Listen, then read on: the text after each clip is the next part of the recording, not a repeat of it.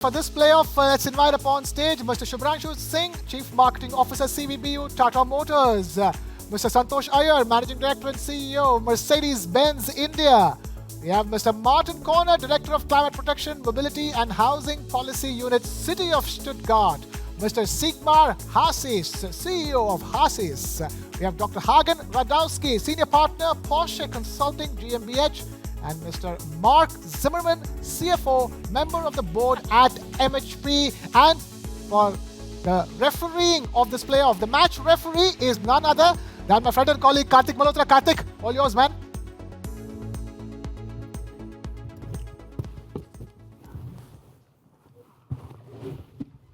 Ladies and gentlemen, good evening. I think everything that we've heard today pretty much culminates in something that we're going to talk about now, which is the automobile industry. We've spoken about green, we've spoken about sustainability. We also just heard Mr. Purnendu Chatterjee talk about sodium-ion batteries as an alternative to lithium-ion. But starting with the concept of future of mobility, I really want to understand, is there a future of mobility beyond electric mobility? Because right now, the buzz of the town, no matter which town you go to, from Europe to India, happens to be electric. Mr. Santosh Iyer, let me start with you. Is the future of mobility electric, electric only, or electric plus?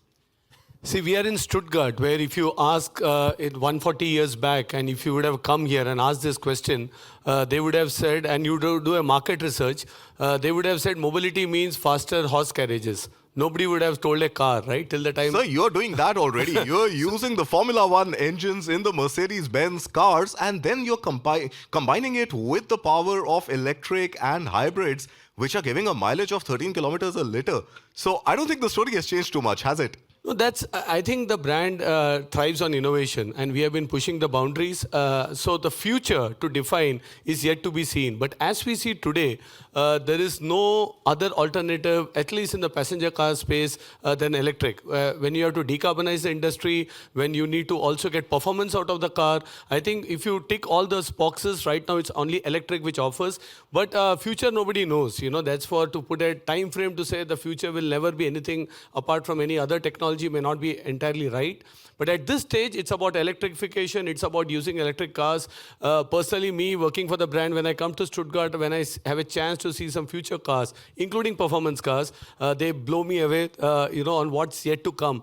So a lot of work happening. On one side, we heard about batteries, but also on the other side in terms of motors, and also trying to make the car itself much more recyclable, much more sustainable. So yes, right now, all bets in on electrification, electrified cars, till the time something else challenges this technology and these platforms. Okay, Shubhranshu, let me come to you and let me get the India perspective. While Santosh Iyer has also given us the Indian perspective, but this is a German brand, and on the panel you've got two more German gentlemen with you. But I want to come to the Indian perspective. Is it too early for us to start thinking about sustainability? Or is it the right time to also start thinking about sustainability when we talk about electrification? As a matter of fact, I think India is not even one step behind when it comes to the consciousness that sustainability is an imperative. In fact, thousands of electric buses are plying our roads. We are in electric cargo, in mini trucks, passenger vehicles. There is a leadership position already with Tata Motors. But the important thing is the reasons that are driving sustainability is the consumer realizes that he is doing good by doing well himself, as in the cost of operation itself becomes a major motivator. Say, for instance, in the case of last mile cargo, if you are spending 30,000 rupees on average a month on diesel, if you have, say, you're running 300 kilometers a day, the equivalent costs in electrification would be about 3,000 rupees a month. So even though the vehicle cost would go up, the cash in the pocket and the cost of operation is so lucrative that it is becoming a major magnet. So I think contextually people realize that it's good for business, it's good for environment, and of course the sensorials and everything else along with it are also going up. So electric vehicles are very much present across various sectors of the economy, and we will see this in terms of payload, etc., going across pretty much the entire portfolio where commercial vehicles and passenger vehicles. Right. So we've seen, I think what you're mentioning is absolutely bang on and on point. When you talk about electrification of the fleet in India, the journey really started with commercial vehicles, and a high capex, low opex model works well. But in the case of passenger vehicles, is the consumer going to be ready to shell out that additional delta on an electric vehicle when ICE pretty much does the job for him? Shubhranshu. Well, in my opinion, I can speak as a marketer. You see, we are too focused on what is changing in the consumer's context. And Bill Bernabach, who was an advertising genius, said, for millions of years, human beings have had very basic instincts and very basic heuristics. So we should be more concerned about the unchanging man. And the unchanging aspect of this is if there's something new that offers you delight, that has novelty value, that has huge operating economic advantages, then the adoption starts. And then the early adopters set the trend and the rest follows. So you know that the Nexon in EV from Tata Motors has a 70% market share now. Absolutely. And I think the accompanying infrastructure in terms of home charging and so many other things, the conditioning variables are all lining up. And so I think the future is very, very bright. And I think the passenger adoption is also happening not only because it's a fancy new car, but because they see the value in terms of what it does to the environment and they want to make their own personal contribution as well. Okay, let's bring in the German perspective here. Dr. Hagen, Radowski, if I can throw a question to you. You're from the Porsche Consulting Group and Consultancy, and you sit on the board and work very closely on strategy. From the perspective of a German brand like Porsche, am I pronouncing it correct? Is it Porsche, Porsche, yeah. Porsche? It doesn't matter as long as you say it with a smile. Okay, so. well, the smile is right here, as broad as yours. So from a consulting perspective, when you were on the drawing board really figuring out the electric strategy, what were some of the pros and cons, and what really made the pivot from ICE to electric happen for the Porsche Group? I think the point was already made over here when we say, electric is the future, there's no doubt. But let's not forget the most important person in our game, and that's the customer. Take rates are different around the world, and some regions need more time. So really adjusting your product portfolio in that sense that you kind of respect that different rates of change around the world really makes a perfect strategy. Okay. Siggy, let's come to you. There's a time involved from the time a car is conceptualized or a vehicle is conceptualized to the time it really comes to the market. With a very rapidly changing technological environment, that time to market needs to be crunched. It needs to be shortened. And I think that is where somebody like you comes in, who has about 27 years of experience, if I'm not mistaken, with Mercedes-Benz, and now you're running your own consultancy firm. So how do we innovate, and how do we reduce the time to market, and how do we quickly pivot from something that is not working to something that could work using technology? Yeah, I fully agree. It's speed, speed, speed. So how could we accelerate to bring innovation in the product and produce it in a customer valuable way? And this is all about, I call it digital transformation with lots of elements, but we need digital transformation with a concrete why. Why means value add. Value add for the customer. And at the end, the company wants to earn money.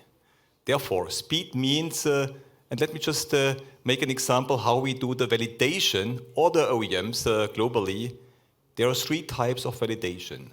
Road-based validation, but for this you need hardware prototypes, very costly. Then you have test bench validation. And the third one is digital validation. And if we want to make speed, we have to shift from the right to the left. That means from road-based validation to test bench validation to digital validation. This has to do definitely with tools, with methods, with organizations, with processes, but do not underestimate the mindset. We need there the mindset of digital, a digital-driven organization, and we need digital courage. Digital courage means to focus on digitalization and focus and shift this from road to test bench to digital. And this helps to make speed. This I call digital transformation, digital engineering. And there I do see everywhere huge potential. Okay, so digital transformation seems to be the name of the game. Santosh Iyer, let me bring the ball back to your court. And, when you talk about Mercedes-Benz and when you think about the whole manufacturing process, you still have the Henry Ford images in mind of cars really being rolled out on assembly lines. Today, sitting in Stuttgart or anywhere in the world, how do you view Mercedes-Benz as a company? Is it a mechanical manufacturing company? Is it a digital company? Firstly, the top boss is here, right here, Jörg, who is leading. And in Stuttgart, we have something called Factory 56, which we are all proud of. I think this factory is a benchmark for the world when it comes to automotive production. We have never gone the one color, one model philosophy. You mentioned brands back in the US. We always believed in innovation, maybe not selling more cars, but innovating and making more. And that also goes to the production processes. Thanks to our colleagues in Bangalore, we have this MBIDI setup. Digital twins, what he's mentioning, is all being practiced. It's not a concept. And I think just to name, a lot of technology is coming in to ensure the manufacturing lead time as well as quality as well as processes are done up. So I think even in India, we are quite fortunate to imbibe many of those. Flexible production, we can also make an electric, because one of the question was also how do you now change based on customer demand your production processes. We can be proud to say that in our manufacturing process in the same line, we can make an electric car, hybrid electrified combustion engine car, and also the traditional combustion engine car. So all possible to be rolled out of the same line. That gives flexibility. And all of this, again, is, I think, we keep pushing the barrier to see what we can do for the future. Okay. Hagen, let me bring you back into this conversation. Now, we are consistently talking about electrification, electrification, electrification. Does there need to be a step in between from ICE to electrification? And is that step hybrid, or is that step not required at all? That, first of all, Kartik, that step is required, but then there's also a step in that going from what you call, what was the first one? The test bench, no, not the test bench, the road, then the test bench, and then digital. So, that step of digital in between is, that step of test bench in between is really important in getting to digital. So, there was a book written over 60 years ago with a very boring title called The Structure of Scientific Revolution from Thomas Kuhn, if you want to read it. But that guy coined a term in that book that we all use to describe what's happening here. It is the paradigm shift. And that's what's really happening. And we need, we need to give our customers time and also maybe that step in between to adapt. Okay, the step in between, Shubhranshu, let me come back to you. And Tata Motors is the largest electric vehicle manufacturer, seller in India. My whole conflict with EV is, and I don't want to be a naysayer, but my only conflict with this whole EV narrative right now is that what if 5 years later, after making large investments in electric manufacturing, there's a new technology which offsets the impact of the investments that you've made already. And there are cases and there are case studies here in Germany itself where massive investments have been made in a technology and there weren't enough sales.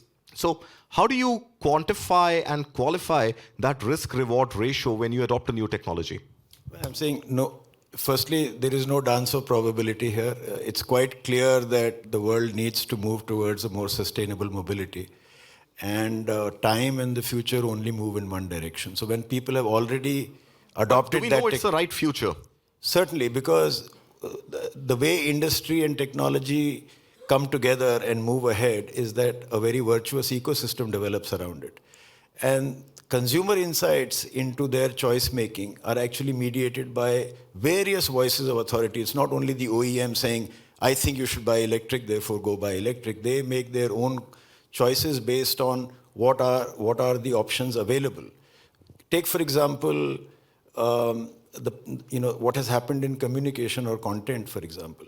The choices that were made, if people said, oh, I should not move away from a landline telephone because who knows if this cellular thing will ever come down in terms of cost, the adoption would not have kicked off.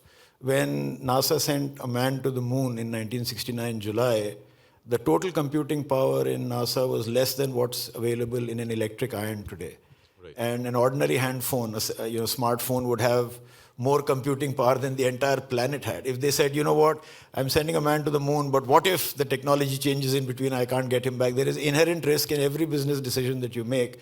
But I think the propensity to consume, the virtuous positive cycles that have kicked in, and I think a global supply chain coming together makes it pretty sure, pretty certain that this is the intended direction, and I think we will move all the way.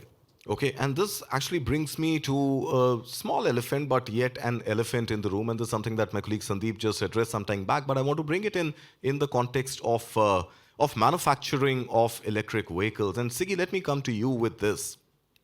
There is this small elephant, a fairly large one actually, I stand corrected, called China. When you talk about electrification of fleets, when you talk about electrification of mobility going forward, the huge dependence on China is something that India and Germany, to my mind, will be able to do very little about in the foreseeable future. How do you view that? So I mentioned I spent 3 years in China during my 27 years at Mercedes, and definitely it's our biggest market. This is the current status, and this will stay, not just for Mercedes, I guess, for other OEMs as well. But now I'm not a Mercedes guy anymore. Now I'm independent, and I have my own opinion. You can speak your mind then. And therefore, it's good to have their local production. That's a first good starting point. And we can be proud of this, and we have to expand this. But anyway, we have this regulation in China, in US, and it's always good to have their local production as a starting point. And then it's the collaboration. How do we collaborate? I mean, from a governmental perspective, a political perspective, economic perspective, with the right partnerships, definitely, and to overcome this. It's not an easy game, but you ask for electrification. Yeah, there we have to start. On I mean, China. The core there is battery. We have, which is what? Correct me if I'm wrong. 70% of the cost of an electric vehicle is battery, and almost 100% dependence on those batteries is China. Yeah, you have the big players definitely with the CATL, with the whole ecosystem. You have them in China. There are many tries of all the OEMs to start their own ecosystem. Not currently very successful. So therefore, we have to find there a good solution. I still believe there must be a common approach of OEMs to come there up with a alternative, with a common alternative. Okay. To be not 100% dependent on this situation, definitely. But I do not see currently the successful startups, the successful joint ventures, but I would push them, I would encourage them to continue. At the end, we have to make money. At the end, we have to steer the innovation. You said on the way from liquid to solid. I guess this is an important step. It's all about battery, but do not forget the next step with the cars with the big wheels. We already started, which is fuel cell. I personally believe this is a good future, not in the next 5 years, but perhaps in the next 7 to 8 years for cars as well. So therefore, do not forget the next step of innovation, of technology, because there we are more independent. We have more. We can strengthen our strength there, and push that technology further. Okay. So from what I understand, Siggy, that you're saying that step 1 is fait accompli. There has to be reliance on China, and we can work on step 2 and step 3. Well, gentlemen, we are at half time of this playoff right now. I want to bring in a counter attack, and Mr. Purendu Chatterjee, if I may request you to really, you touched upon it, and you gave this case of sodium-ion batteries. Is there an inherent advantage that India has, and the rest of the world without China has, in sodium-ion batteries as an alternative to lithium-ion batteries when you talk about the future of mobility? Can we have mic number 6 on, please? Can you hear me? Yeah. Go ahead. Okay. So, look, sodium-ion battery is in the early stage of the game. Okay. So if you successfully execute the R&D programs, and globally it gets executed, We are in the beginning of the game, so we can catch up. So India will have, because of its market power, a huge advantage. Also, sodium will go into the grid first, and we are building a new grid, and the grid by battery will be sodium. So these two reasons gives me immense hope that we will succeed in beating China in sodium. So, gentlemen, to the panel, thank you, Mr. Chatterjee. Gentlemen in the panel, I really want to come to this question right now about alternatives to lithium ion. Are there conversations in boardrooms about exploring these new technologies, especially lithium ion? Santosh Iyer, if I can come to you. Well, I can only urge all of you and some of my Indian friends who have come in that 200 meters away, if you go to the museum and you start from the first floor and you keep coming down, you will see the evolution of cars, technology, and how things have happened. And you will see that nobody could envisage the ground floor cars when you start from the 1886 on the first floor. Similarly, on technology, there is, of course, solid state, many others. We are having this company, YASA, which make motors. And it's just not the batteries, as I said. It's also the performance coming out of motors. A lot happening, lot will continue to happen. But for us, we have to keep the customer in the center today. Today's mobility need cannot be met by a technology of 2040, and we cannot wait. We need to give something to the market which the customer wants in a sustainable way, in a decarbonized manner as much as possible, because let's accept we are part of the problem. I think in the earlier panel, we mentioned Delhi air quality versus other places. So we can keep postponing. We can say that let the customer wait for the best ever technology to come, the most low-cost solution to come, the supply chains to get corrected, but then at whose cost? And that cost is public health, that cost is environment, and that cost is our children's future. And this is something, if we collectively agree that yes, we need to drive today the change with the available technologies, because they are great. Today's electric cars, at least what we make in India, they give 700 kilometers range. We in fact did a Guinness Book World Record in India of driving a car by an independent person with on public roads, not on test tracks. And that car did 900 plus kilometer range in India from Bangalore to Bombay. So I think it's all there today. Of course, there will be better technologies in the future, no doubt. But the customer of today wants a car today for his mobility needs. And then again, as Mercedes-Benz, we are in luxury mobility. So they go a bit beyond car, a bit beyond just the basics to see what kind of comfort. And I think we have not discussed much on the software bit of the car. I just wanted to come to the software part. The differentiator will be the software. Today, we have the MB operating systems in our car. This is the experience that will differentiate cars, brands, and products and services. And I think that's a lot to be done there. A lot of focus is on the hardware, which is this battery. But if you take this out, I think that will develop. All of us will find solutions. The car of the tomorrow will also be more software defined, just not battery defined. Right, which is why I began by asking you that, are you a mechanical engineering company or a software company, a digital company? But great, I think I have the answer now. Dr. Hagen, if I can bring you into this conversation now. Minus hardware, what is the future of mobility? Talk to us about the software and talk to about artificial intelligence and machine learning and self-driving cars and, all the beautiful geeky stuff about automobiles. Take us through it. Yeah. So the paradigm shift I talked about, that's really, this is it. For over 70 years, we first had a beautiful design, then we put in more and more electronic control units, too many by now. And then at the end, we did try to put it all together with one piece of software. That no longer works. So this is the age of the software-defined vehicle.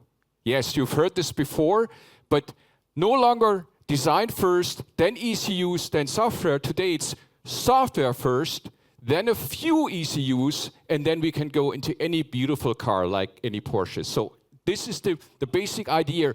And along the way, AI helps us to be better in coding, to be better in design, to be better in supply chain.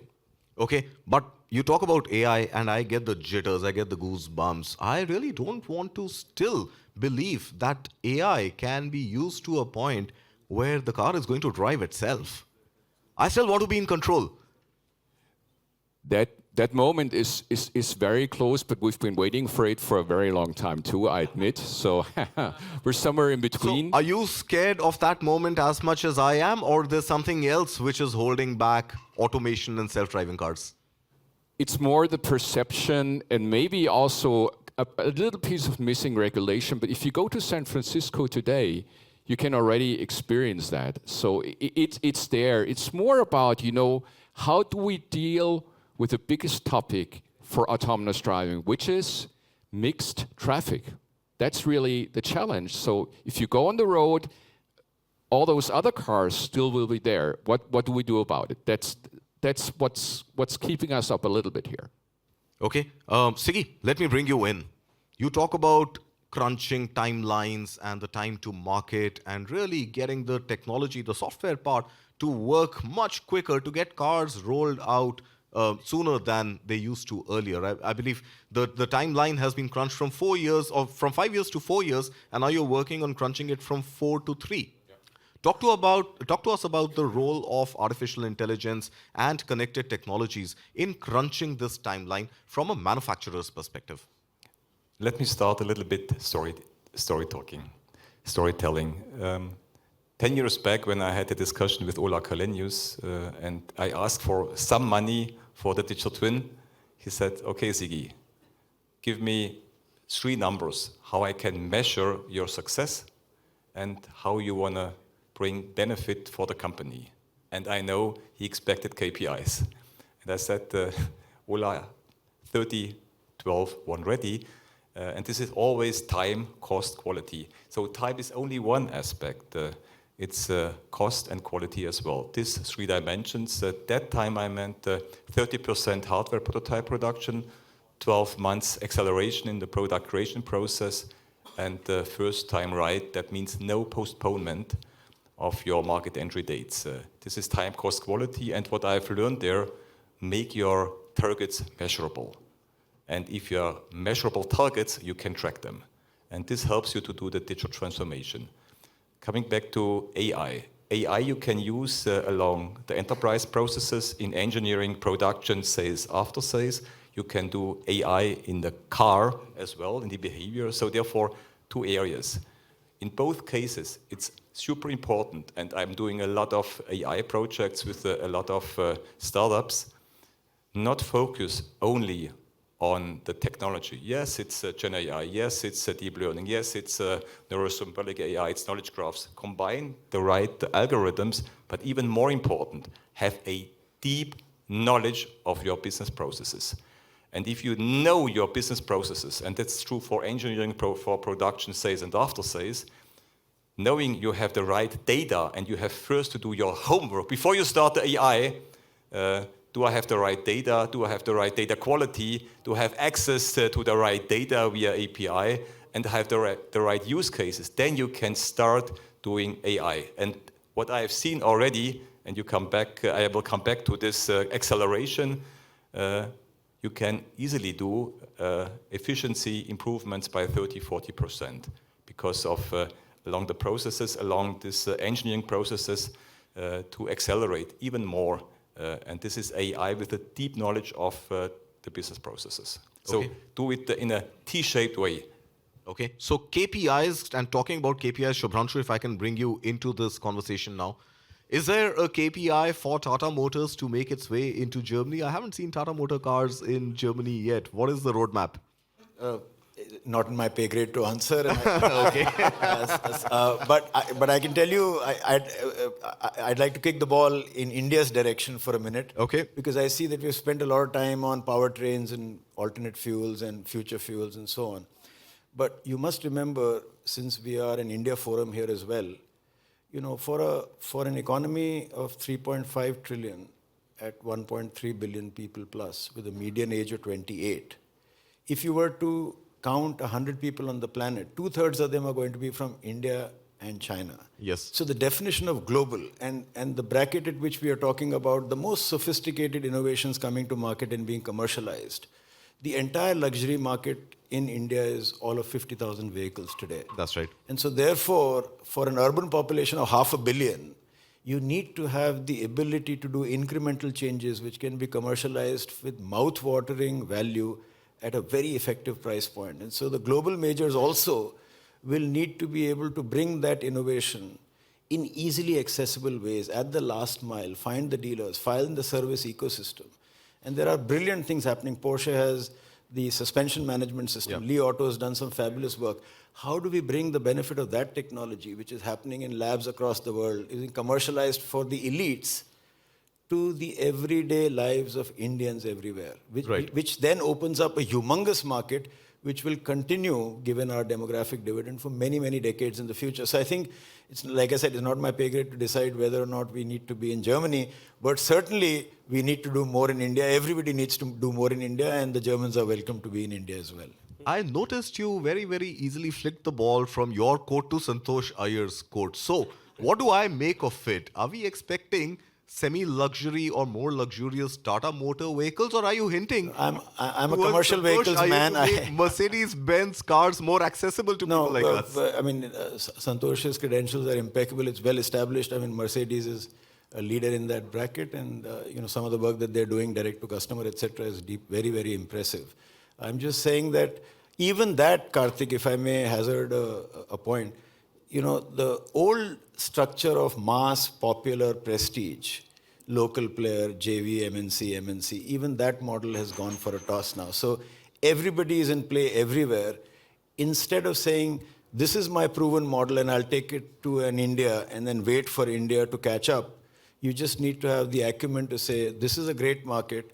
What model will work here? And then tweak the model if you can. Right. So, Santosh Iyer, I think he tried to flick it again, but let me try and control the ball here. Are we really looking at, as from the standpoint of Mercedes-Benz, is there scope to explore more entry-level Mercedes vehicles in India? Because like Shubhranshu just mentioned, just 50,000 luxury car sales as opposed to almost, 4 million cars that we sold last year? So the ratio is small. Is there a case for Mercedes-Benz and other luxury brands like yourself to look at entry-level vehicles in India? Or do you think your business model will rest on super luxury, super expensive cars as they've been the case right now? No, firstly, the car has a lot of content that we are trying to give to the market, and it starts from safety till digitalization to many other topics. Now, if you look at our mix in India, 25% of the cars we sell are all top-end cars. Then 60% of the cars are core. And then the entry is still today hardly 10 to 15%.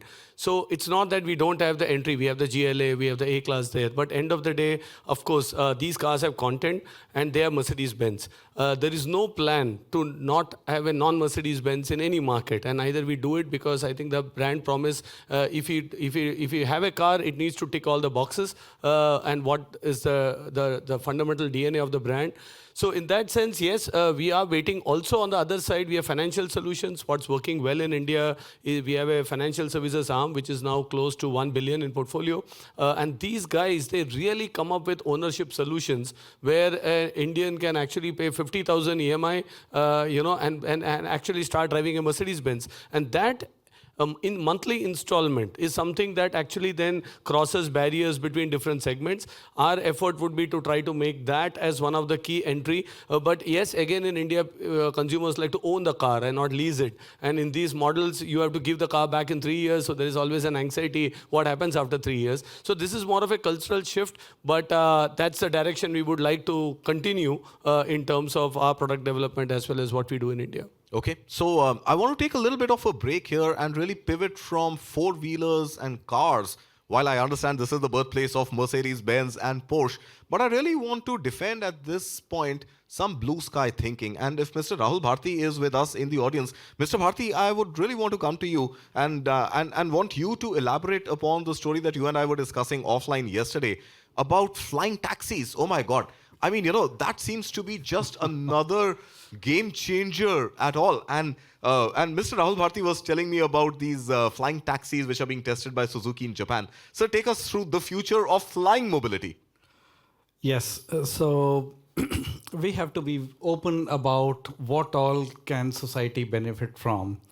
In Japan, for example, in mobility, there are individual machines where you have a one-man machine which can take, let's say, an elderly gentleman or a lady across the marketplace. Similarly, there are flying cars, and they are not too far away. They will be productionized in 2025, next year, and we are almost at the end of 24. So innovation is something you have to dream about what can, and actually you have to question why not. So I see a lot of ads, can I have an AI machine where my dog understands my language or I understand his language? Can I have a pen that does my homework?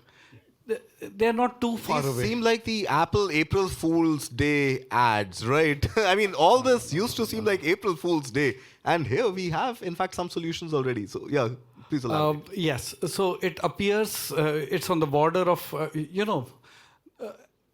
the difference between intelligence and sanity is success. So it may not be April Fool's Day. And let me also mention to you, there's not just one company. There are several companies who are trying their hand at it. And it will be launched very soon, I think, in one of the major events in, I think, Japan Olympics or something. The idea is that there are needs of society which are not being fulfilled by our traditional mobility models. We have to think beyond. Okay, we have to think beyond. Gentlemen, how are we thinking beyond as players in the auto sector? Shubhranshu, I'm sure you may not want to disclose all the strategy in front of Maruti Suzuki, one of your closest competitors back in India. But blue sky thinking, how relevant is that in boardrooms, in decision-making processes? I think the point has already been made. The biggest change in automobiles or mobility per se has been the development of digitalization in every part of its operation. And I think outside of financial I understand services... the process. I'm saying from a product innovation perspective. I'll just come to that in a second. So point I'm making is, little incremental changes when looked at in aggregate in a market the size of India are massive changes. So for example, the way in which the automobile was conceived of and the entire industry grew, say in Europe, is a very large market of very few people, each having a lot of money.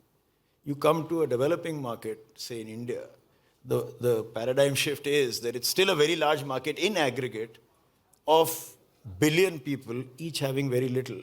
So now the automobile, the mobility need is still very much there, but you need to have that mutation, that valuable mutation to be able to offer appropriate technology at addressable value. That's the challenge to bridge. So blue sky thinking is about not what the possibilities are, because they'll always be mouthwatering, but whether that possibility can be addressed on scale. So that's Maybe I can give a very different tangent to this. We think of mobility, but India also has the highest number of road accidents. We have 150,000 people dying almost once. By the time we conclude this session, couple of casualties would have happened in terms of road accidents.